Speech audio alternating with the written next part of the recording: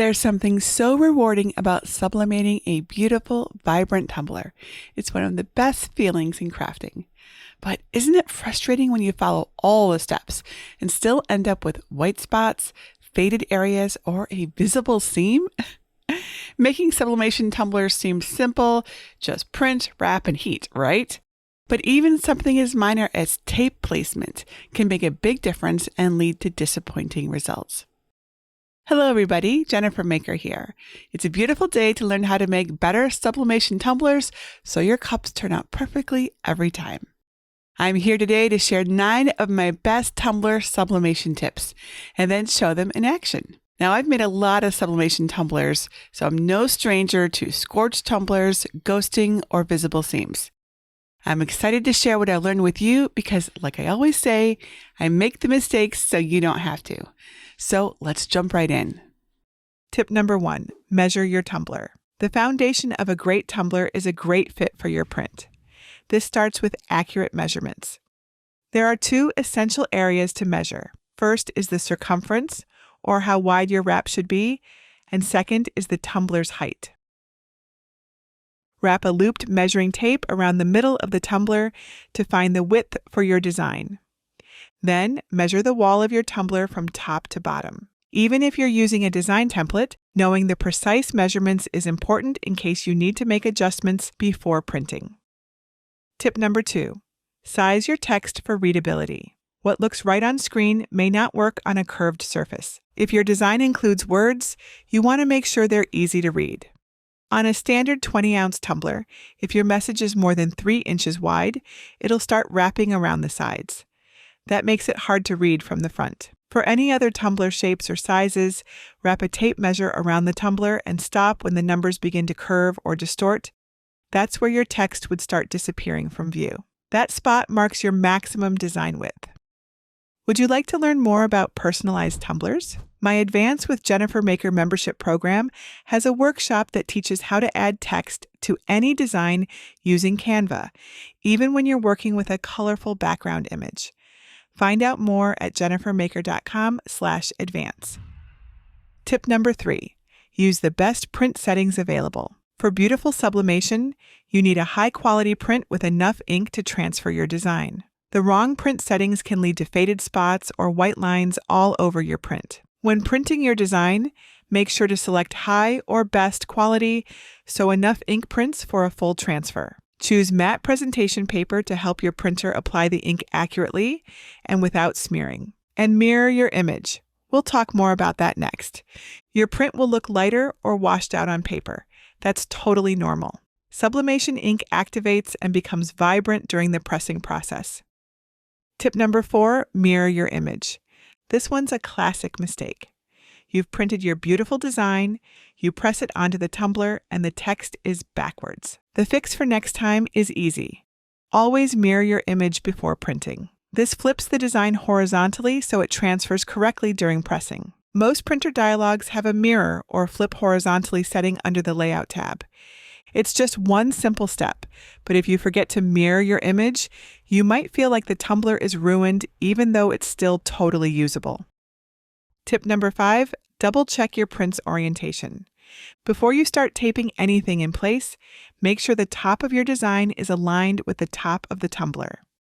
If you don't, you can end up with an upside-down tumbler. This is especially important for designs with words or images you want to see upright. Tip number 6, use the best tape for the job. There are several different heat-resistant tapes you can use during sublimation, but I use the yellow tape and blue tape in my supplies list the most often.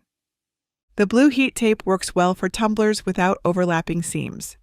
But for tumblers with overlapping seams, I prefer the yellow heat-resistant tape. It's thinner and less likely to leave dark lines. It's also more flexible, which makes it perfect for taping around the top edge and curved bottom of a tumbler. Tip 7. Pay attention to your seam. Seams are often where beginners struggle the most. You want a smooth, nearly invisible seam like this one. To avoid a white seam line, make sure your edges slightly overlap for full coverage. To avoid a dark overlap, cover the bottom edge with tape to block extra ink transfer. And to avoid faded edges, make sure you're not taping under the print. because it will stop the ink from transferring. Run a scraper or a fingernail along the overlap to get more ink touching the tumbler too. Tip number 8. Secure your print tightly.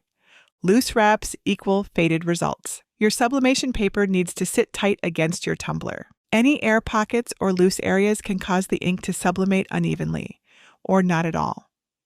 To get a tight fit, you can use a tumbler clamp to hold the print in place. Then, pull the tape tightly across the seam, tape the top and bottom of your tumbler, use a scraper tool to press everything down smoothly, and use a heat shrink wrap tube to lock everything in. Last but not least, tip number 9. Rotate your tumbler during heating. If you're using a convection oven, rotating your tumbler halfway through baking is a must.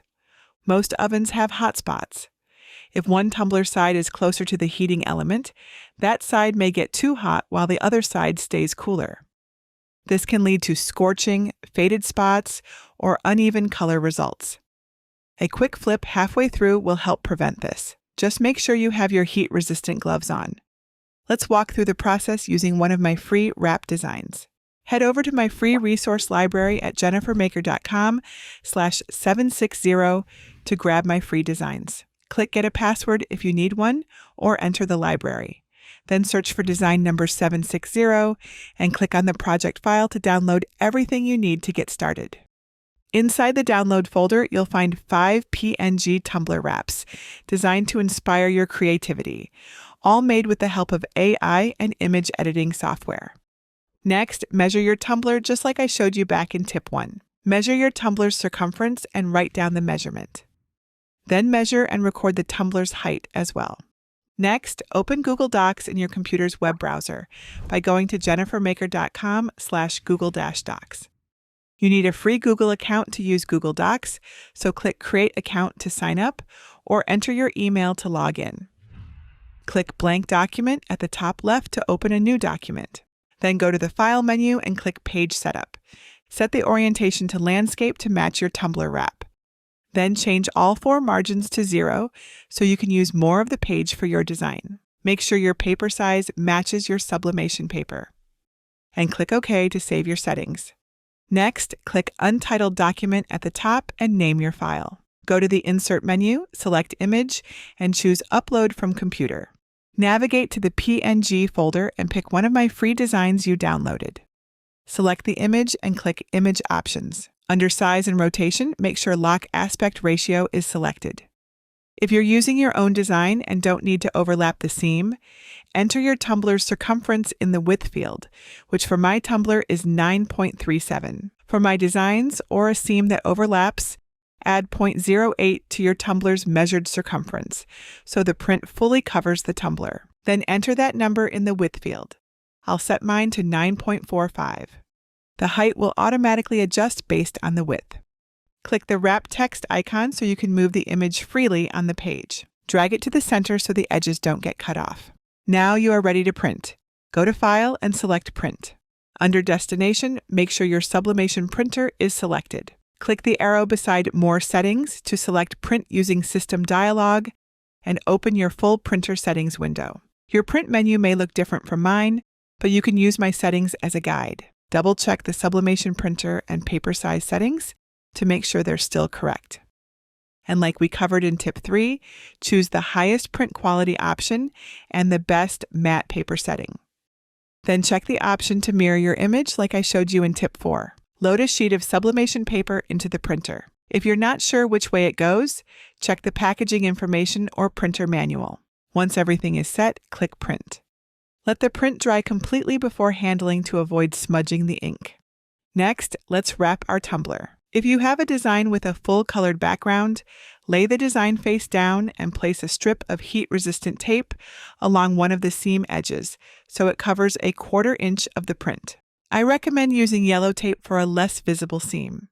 This strip of tape acts as a barrier when you seal your overlapping seam later, so you don't end up with too much ink and a dark seam line on your tumbler. Use scissors to trim away excess tape at the top and bottom. Then use a paper trimmer to cut the taped seam edge so no white is remaining. Then cut away excess white paper along the remaining sides. Clean your tumbler with a lint-free cloth and rubbing alcohol to remove debris or skin oils and let it dry. Align the design around the tumbler with the ink facing in and oriented correctly. Make sure the top edge of the print is flush with the top edge of the tumbler.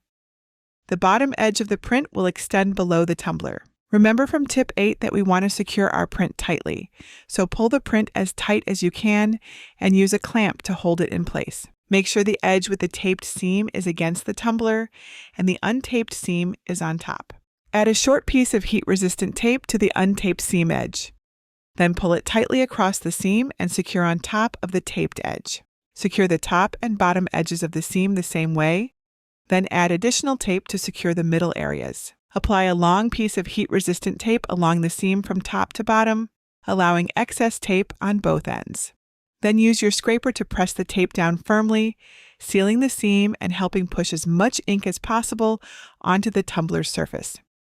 If your design has elements on a white background, cut away excess paper along the seam edges and the top of the print.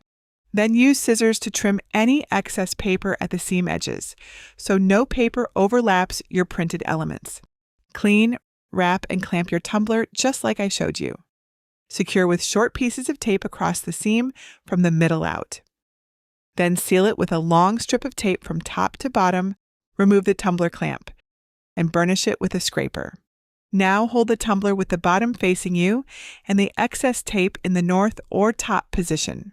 Trim the print along the tape sides. Pull the tape tightly toward the center and press it firmly onto the tumbler. Use a scraper tool to make sure there are no air bubbles. Rotate the tumbler and add a strip of tape in the bottom side's south position. Cut small slits next to the tape. Secure the south piece of tape securely to the tumbler and scrape out any bubbles.